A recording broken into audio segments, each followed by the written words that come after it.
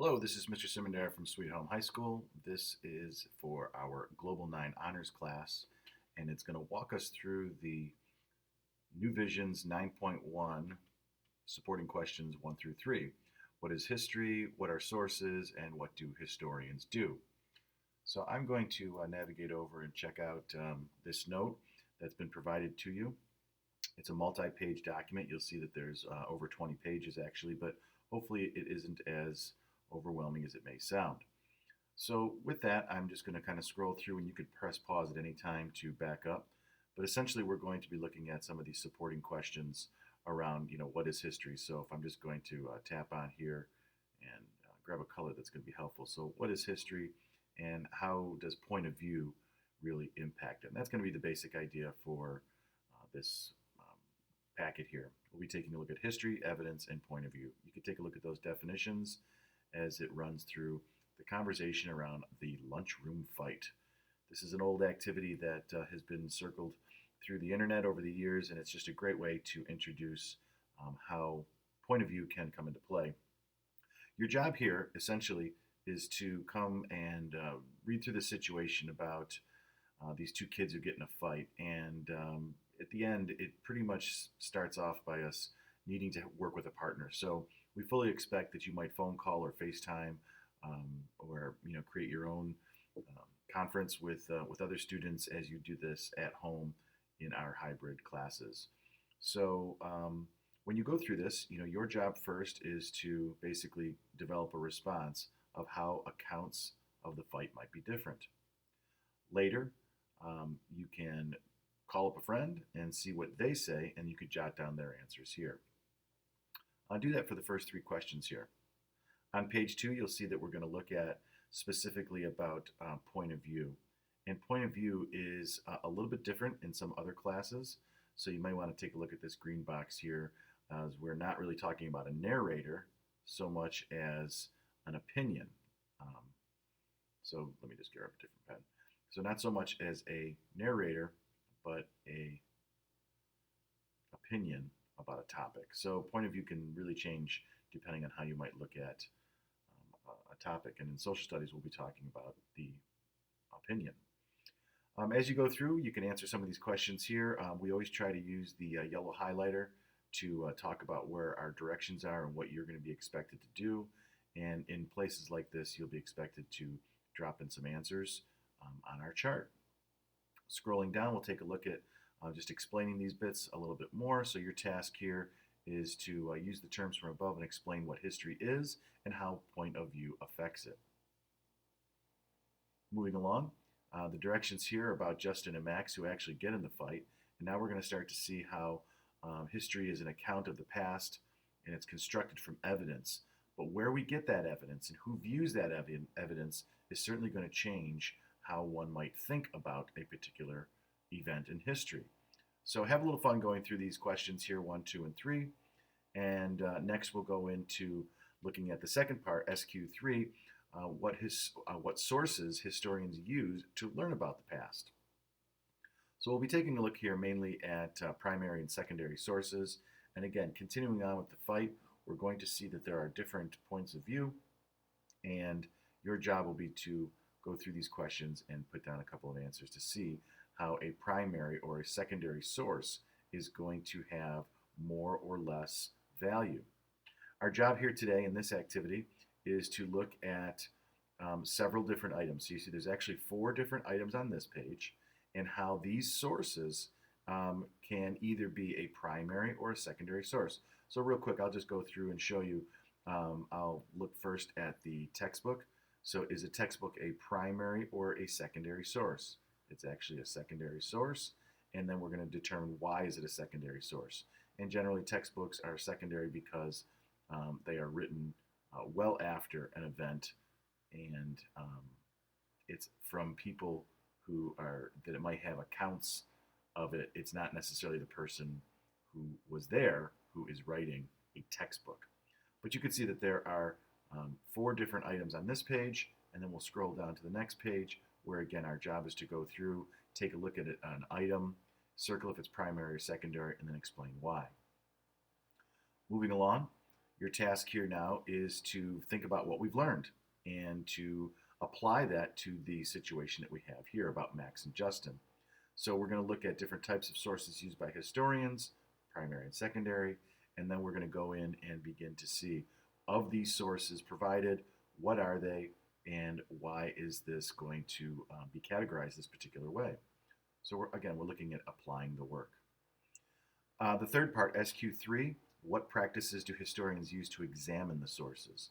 So here now we're going to look at some skills where you can describe, you're going to annotate, and you're going to close read some different items here from our activities. Some nice vocabulary words that you'll want to freshen up with to see how it applies to this piece of our activity. So back to the lunchroom. Respond to the questions below. So if someone came to you with information about the lunchroom fight, what would you do to make sure that what you've heard is truthful? So what process do you go through to try to figure out about something that might have happened in school? Now we're going to take those skills of annotating and sourcing and close reading. Your job will be to go through, and here's a nice example that New Visions provides to us, where they're going to jot out some different annotations. They're going to look at some different sourcing here and describe what they're looking at and annotate what they're looking at through close reading. At times we'll take words and make sure that we understand what they are and just to really close read things. In this example, we're going to do a little practice by thinking about items that Max may have done or what Justin may have done. So we're going to see that the directions here are to highlight comments that suggest Max started the fight in red, or highlight in blue comments that suggest Justin started the fight. So as we look through this, I'll do the first one here for us. So we're going to annotate. So we're going to look at, and I took my blue highlighter already, and you have this on your packet when you view it. The source number one is from Eric, who happens to be Max's good friend. So that's a source right there. So we're going to want to take a look at, the source here is important because, let me just zoom in to write this better. Who is the source? And of course, this is Max's good friend. Interesting. So we could probably guess what he might be thinking in terms of the fight. The new kid, Justin, definitely started it. He really just attacked out of nowhere. He is a freak, and he seriously thinks he's better than everyone because of his dad. So again, I'm beginning to think about the questions I have as a historian and thinking about the point of view and the source, so I'm considering that. I'm following the directions by highlighting in blue who actually is suggested to be starting the fight. So clearly this would be that Justin is. A few questions that I might have, why does he think he's better than everyone else? And what about his dad? Is he a famous person? Is he a big tough guy? Is he, any kind of things might be, some unknowns here. So I'm going to have to pay attention to that because as I uncover this, Eric is saying that maybe it's something about the dad. So you'll notice already, now I'm drawing and writing a lot of things, but I'm walking through my thinking using that inner voice to try to understand a little bit more about this.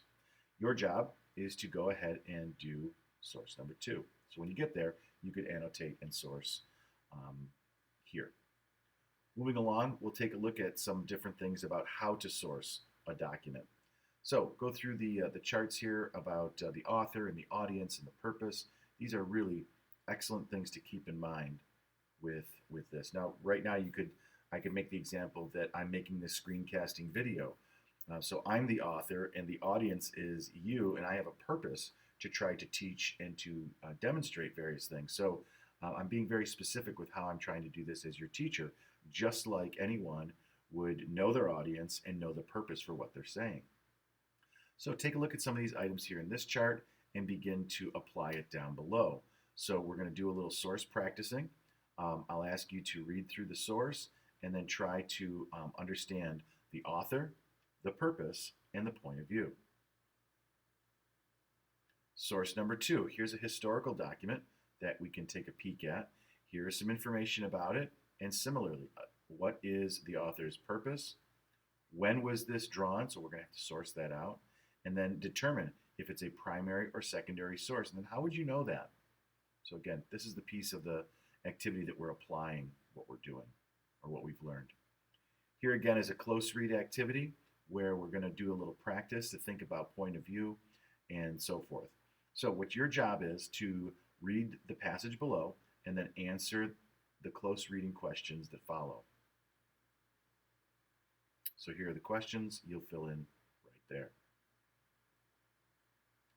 Lastly, we'll take a look at how historians evaluate sources when with sourcing, annotating, and close reading. So how historians use the practice to evaluate these sources. So how do historians practice and use annotations, close readings, and sources? Your thoughts on that?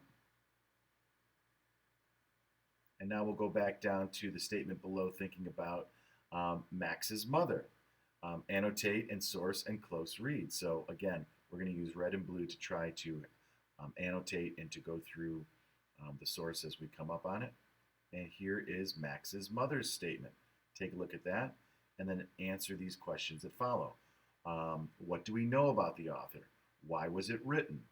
And then what can we do with this close read from the author's or Max's mom point of view? Why did the lunchroom fight happen?